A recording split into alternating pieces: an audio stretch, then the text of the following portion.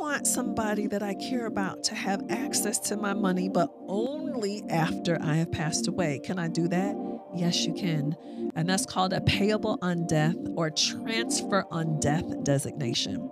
So, what that means is you're going to list somebody's name and they will have access to your account only after you've passed away.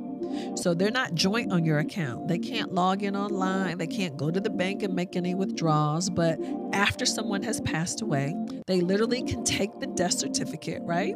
And now they can have immediate access. And that is critically important because if you don't pick somebody, it could take them months to get access to a bank account. Y'all know how painful that is?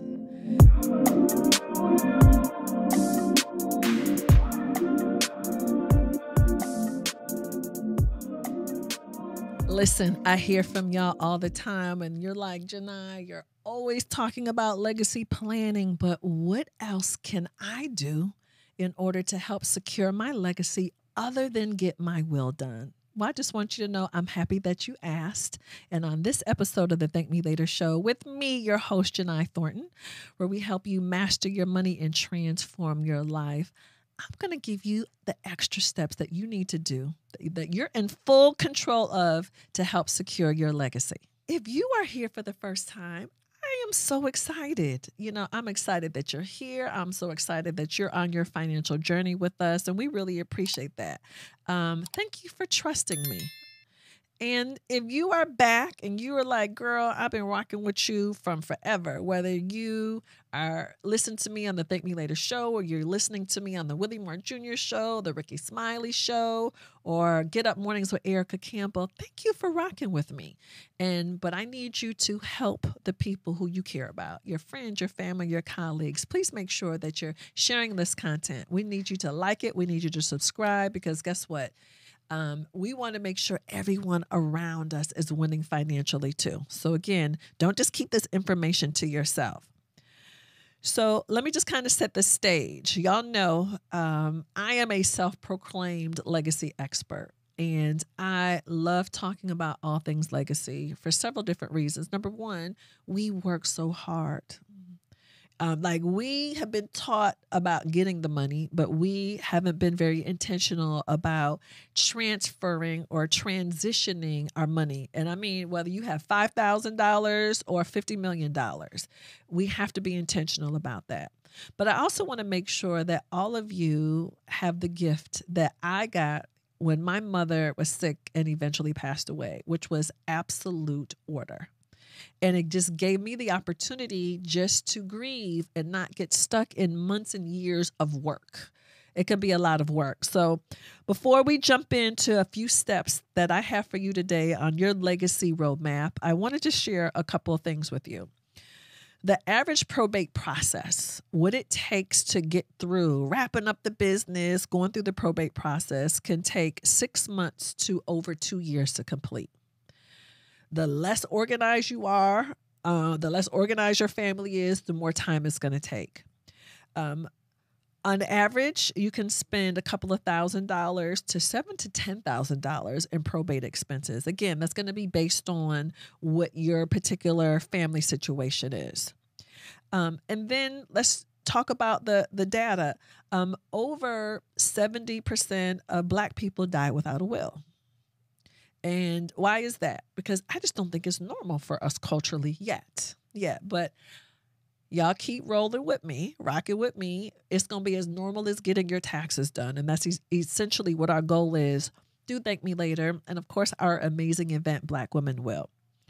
So I know we spent a lot of time talking about what to do with getting your documents done. And it's important. Your will, your healthcare directive, your power of attorney, maybe you even need a trust, right? But what are the other things that you have full control over that you can do right now? So whether you already have your documents done, or tell the truth, maybe you've been procrastinating, maybe you're afraid to get it done, whatever your reason is, here's some easy things that you can do right now that can have significant impact on your legacy and your family, and your commitment right now is only time. So 9 things to walk you through very quickly. Number 1, organizing your important papers and contacts. So listen, we out here with these search and find missions. I get the call about this all the time. Can't find the life insurance papers. Can't find the will. Can't find the bank statements. You can't. What it means to take some time to get your documents organized, or whomever you're in charge of, parents, grandparents, aunties, whoever that is. Organization is critical. I want you to spend some time getting that ready. Please make sure you're also organizing your contacts, your important people. That's step 2. One thing that I could really say that I appreciated about when my mom was sick was I knew every single person who was important, whether it was her attorney, the person who prepared her taxes, her real estate agent. I knew who the handy people were who worked on the house. Like every important person, I knew who they were, and I had their contact information. Y'all, the amount of time that saved me, not trying to search and wonder and figure out who to trust, who I could talk to. Please commit some time with organizing your important people and sharing that information. Like I literally share the contacts with my kids. Like, hey, here's the contact. I text that to them so that way they can have that information easily available to them. Here's a big one. Number 3, organizing your work information. Like we spend so much time at work. You know, a lot of our benefits, life insurance, health insurance, disability insurance, all that's at work. Who knows who to call at your job? So it's very important that you share that information. Who's your HR contact? Who do you report to? Who's your manager? Who's in charge of benefits at your company? And also share at least 2 to 3 of your closest coworkers or colleagues. They could really help your family navigate a situation if you're sick or if you pass away. Same thing too, if you have siblings or parents who are still working and you know you're going to play a significant role, you want to make sure you have their key work contacts too, because you may be the one who's going to have to make that contact. All right. Number 4, deciding who's in charge. And you're like, Jini, deciding who's in charge of what? So whether you have minor kids, who is going to be the guardian of your minor children or your adult children with special needs? Maybe you need to pick who your executor is, the person who's in charge of wrapping up your affairs. Maybe you need to pick your healthcare directive. You haven't passed away, but maybe you have a major illness or you've had an accident and you can't make medical decisions for yourself. You know, I know I'm listing these very quickly, but think about how important these jobs are. You don't want the wrong person in this job. You don't want a judge picking the person. You don't want your family at the hospital fighting about who should be in charge. Like you want to pick who you know is capable and qualified to handle said role, right? Because you're picking people that you trust, picking people who you know are good under pressure, picking people you know who are going to do the things that you want done the way that you want them done. You need to make those decisions. You don't want someone else to make those decisions. I know that one is a lot. But you're going to have to take those steps. All right, y'all, number 5. This is an easy one. Y'all can do this one real easy. Updating your beneficiaries. So listen, if you have life insurance, maybe you have it through your job or through an outside company, you know, every year you need to double check, tap in to see who you want to receive those funds, right? Because sometimes things change. Sometimes relationships change. Sometimes someone else has passed away. Maybe you have a child who is having some health issues or has some addiction issues. May not be the best thing for them to receive the money or to receive the money directly.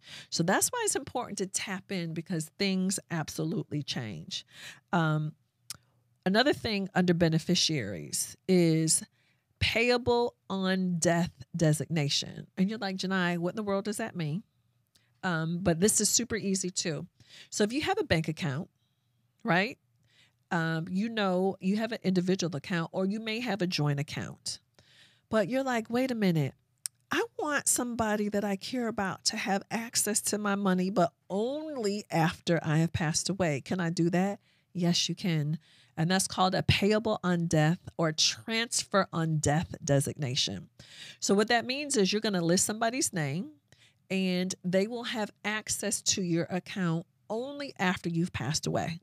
So they're not joint on your account. They can't log in online. They can't go to the bank and make any withdrawals. But after someone has passed away, they literally can take the death certificate, right?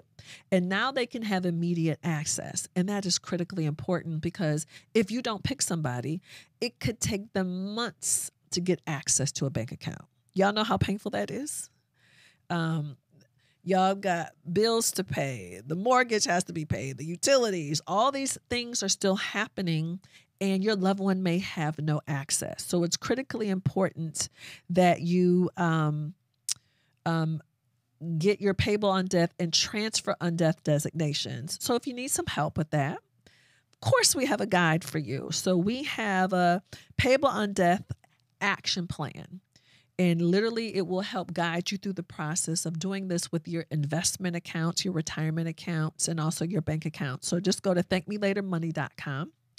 Again, thankmelatermoney.com. And we have a tool for you to assist you on getting this done. Y'all, all you got to do is make an appointment with the bank, go sign these forms, and boom, this is handled, okay? It does not take a lot of time to handle this step on your legacy journey.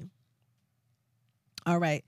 Step number 6, setting up a legacy contact on your cell phone. And you're like, what in the world is that? And listen, y'all, you know, our whole lives are in these phones right here, our entire lives.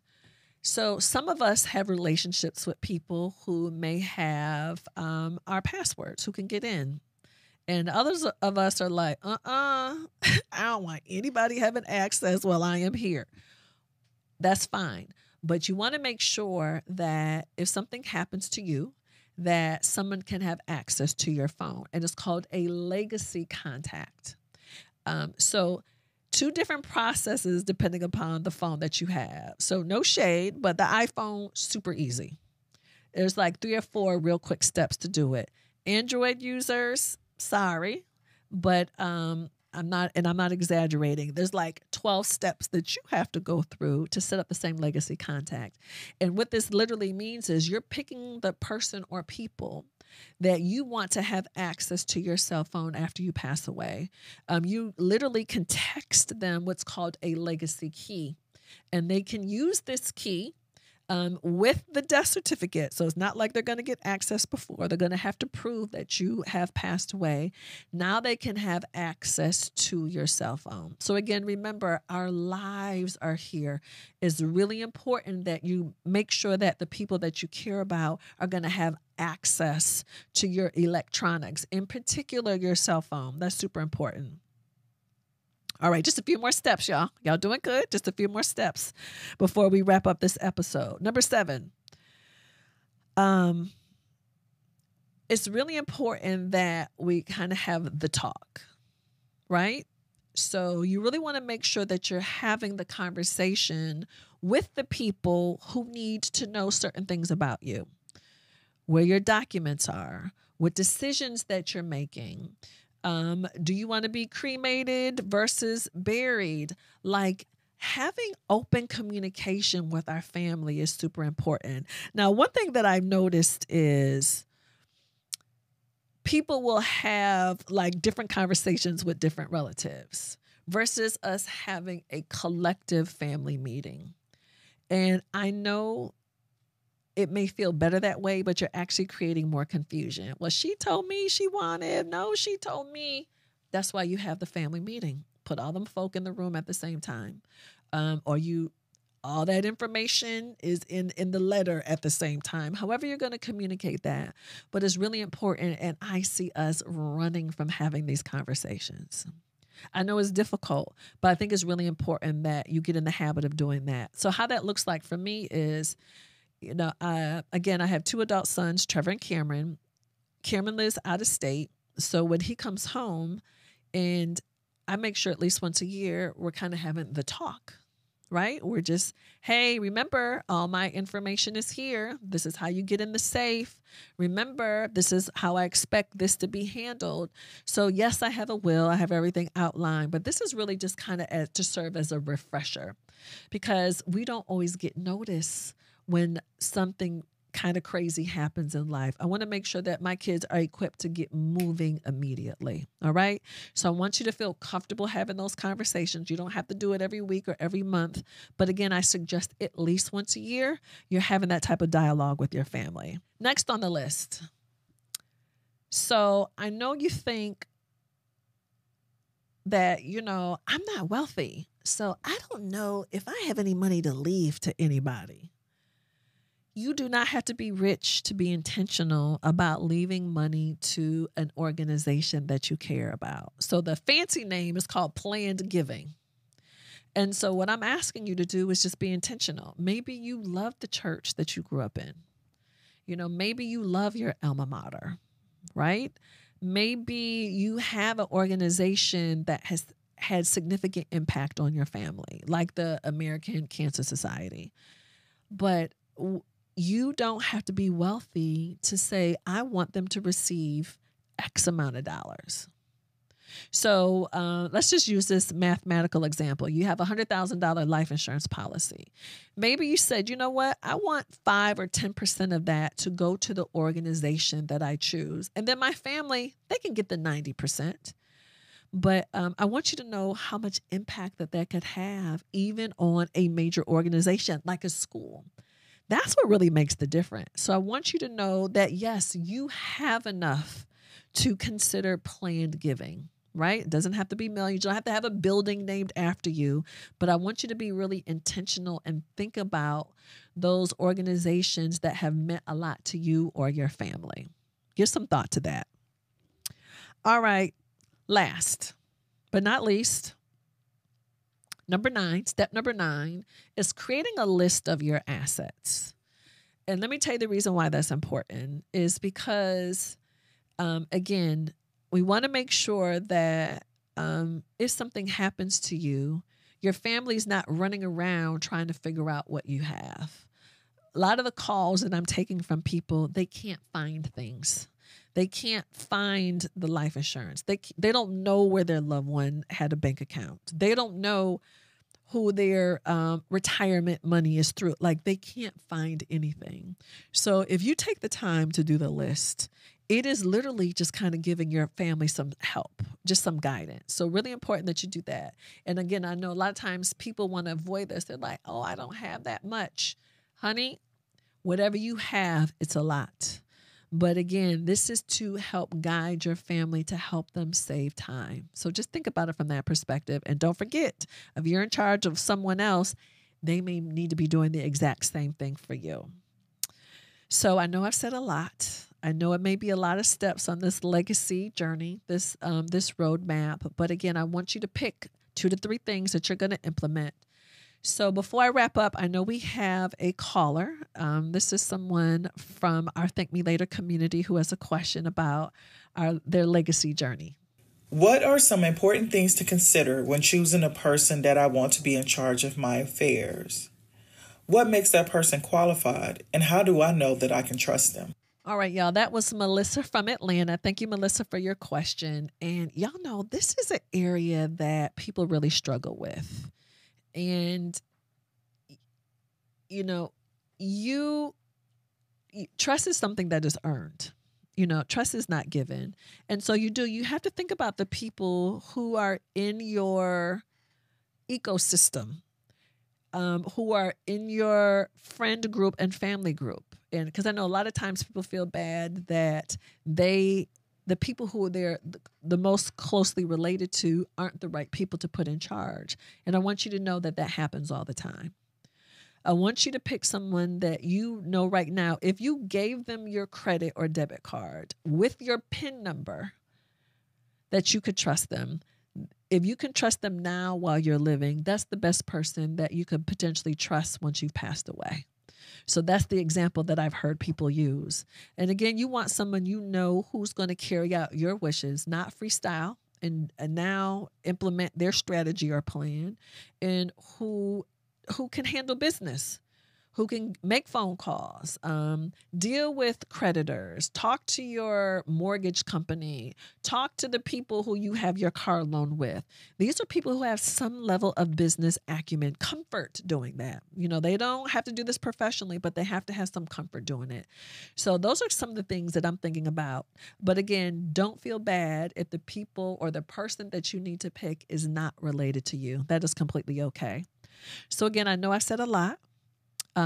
Take some time to review the tips that I shared. I want you to pick 2 or 3 that you're going to commit to right away doing, because the majority of what I share with you isn't going to take you that long to do. All right. So thank you. Thank you for tuning in this episode of Thank Me Later Show with me, your host, Jini Thornton, where we help you master your money and transform your life.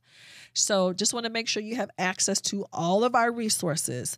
Go to thankmelatermoney.com for the POD, the payable on death or transfer on death resources that we talked about. You can also tap into our Thank Me Later community. We have a ton of information on legacy planning.